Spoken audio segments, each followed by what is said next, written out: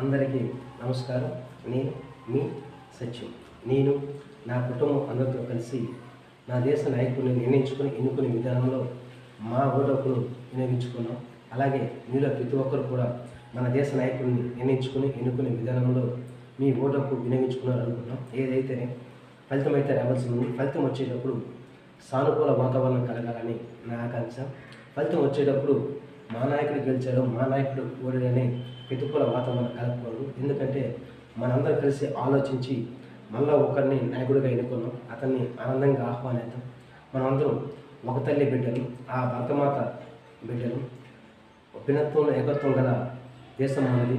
స్వేచ్ఛ సమానత్వానికి ఆదర్శమైన దేశం మనది. వ్యక్తులు లేనిదే సమాజం లేదు.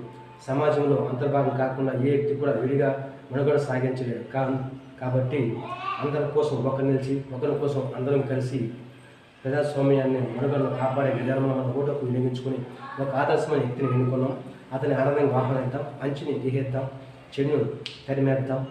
అలాగే స్వేచ్ఛకు భంగం కలిగించినప్పుడు మనకు వ్యతిరేకించే స్వేచ్ఛ హక్కు మనకు ఉంది. అలాగే ప్రతికూల వాతావరణం కలిగినప్పుడు ప్రశ్నించే హక్కు, ఎదిరించే హక్కు రాజ్యాంగం మనకు కల్పించింది. మన సమాజాన్ని, దేశాన్ని అభివృద్ధి పరంగా కలగాలని ఆకాంక్షిస్తూ సెలవు.